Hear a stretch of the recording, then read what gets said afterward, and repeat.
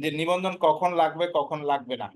যদি আপনি সম্পূরক শুল্কের ব্যবসা করে থাকেন, সম্পূরক শুল্ক আরোপযোগ্য কোনো পণ্যের ব্যবসা করে থাকেন, সম্পূরক শুল্ক কোন ক্ষেত্রে আছে, এটা আমার ধারা 55 দ্বিতীয় তফসিলে আমি পেয়ে যাবো। ধরেন কসমেটিক্স এর ব্যবসা আপনি করতেছেন, প্লাস্টিকের পণ্যের ব্যবসা করতেছেন যেটার উপরে এসডি আছে, তাহলে আপনার টার্ন ওভার কত হলে এটা বিবেচনায় না। আপনি কি আমদানিযোগ্য আমদানি করতেছেন না রপ্তানি করছেন, কোনো কিছুই আমলে নেওয়ার সুযোগ নেই, তাহলে আপনি বাধ্যতামূলকভাবে নিবন্ধন নিতে হবে ধারা 4 অনুযায়ী। আবার দেখা গেল যে আপনি কোনো কিছুই করছেন না, শুধুমাত্র টেন্ডারের মাধ্যমে কোনো যোগানদার হিসাবে আপনার কোনো উৎস কর্তনকারীর কাছে পণ্য সরবরাহ করছেন, সেক্ষেত্রে আপনাকে বাধ্যতামূলকভাবে নিবন্ধন নিতে হবে, আপনার আর কোনো কিছু বিবেচনা নেওয়ার সুযোগ নাই। আবার দেখা গেল যে আপনি আমদানি রপ্তানির ব্যবসা করেন, তাহলে আপনার টার্নওভার কত, কি পণ্যের ব্যবসা করেন, কোনো কিছুই ইনিশিয়ালি বিবেচনার সুযোগ নেই, আপনাকে নিবন্ধন নিতে হবে। আবার দেখা গেল যে আপনি আমদানি রপ্তানি করেন না, কিন্তু আপনার টার্নওভার 3 কোটি টাকার বেশি, আপনার পণ্যটা করযোগ্য সরবরাহ হচ্ছে 3 কোটি টাকার বেশি, তাহলে আপনাকে নিবন্ধন নিতে হবে।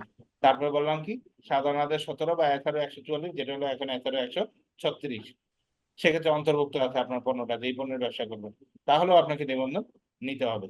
আর টার্নওভার আপনার 50 লাখ টাকার বেশি কিন্তু 3 কোটি টাকার নিচে, তাহলে আপনি আর নিবন্ধন না নিয়ে কি করবেন, তালিকাভুক্ত হবেন, সেক্ষেত্রে আপনার ভ্যাটের হার কত হবে, টার্নওভার কর হিসেবে 4% হবে। আর দেখা গেল উপরের কোনো শর্তই আপনার সাথে প্রযোজ্য হচ্ছে না, তাহলে আপনার নিবন্ধন নেওয়ার প্রয়োজন নেই, তখন আপনি চাইলে স্বেচ্ছায় নিবন্ধন নিতে পারবেন। এই গ্রাফটা থেকে আমার মনে হয় আপনারা এট এ গ্লান্স একটা ধারণা পেয়ে যাবেন যে আপনার নিবন্ধন কি লাগবে কি লাগবে না। এই ডিসিশনটা আপনাকে প্রপারলি নিতে হবে, না হয় দেখা যাবে যে আপনার নিবন্ধন আছে বাধ্যতামূলকের তালিকায় কিন্তু আপনি নিবন্ধন নেননি, তাহলেও কিন্তু আপনার কর নির্ধারণ করার সুযোগ থাকে, যেটা আমরা কর নির্ধারণের ক্লাসে ডিটেইলস আলাপ করছি। এবার আসেন নিবন্ধন নেওয়ার পদ্ধতি কি। যখনই আপনার নিবন্ধন নেওয়ার আবশ্যকতা উদ্ভব হবে, আপনি নিশ্চিত হবেন তার 15 দিন অবৈধ হওয়ার পূর্বেই আপনি 2.1 আবেদন করে নিবন্ধনের জন্য আবেদন করবেন। যদি কাগজে আবেদন করেন, তাহলে বিভাগীয় কর্মকর্তা দপ্তরে আবেদন করলে পরবর্তী কার্যদিবসের মধ্যে আবেদনটি ভ্যাট অনলাইন সিস্টেমে ওনারা এন্ট্রি দিয়ে দিবে। আর যখন আপনার আবেদন হয়ে যাবে, এটা যাচাই সঠিক পেলে 3 কার্যদিবসের মধ্যে বিন ইস্যু হবে। এই বিন আবেদনের জন্য আপনাকে বাধ্যতামূলক কিছু ডকুমেন্ট দিতে হয়, যেটা হয়তোবা প্রতিষ্ঠানের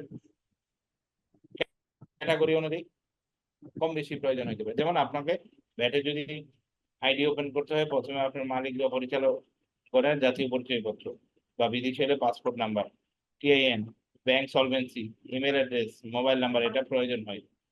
আপনি যখনই বিনের আবেদন করবেন এই তথ্যগুলো আপনাকে দিতে হয়। তারপরে হলো কি, বিশেষায়িত দলিলাদি, আপনার ওই ডকুমেন্ট গুলো ছাড়াও আপনাকে আরো কিছু ডকুমেন্ট দিতে হয়।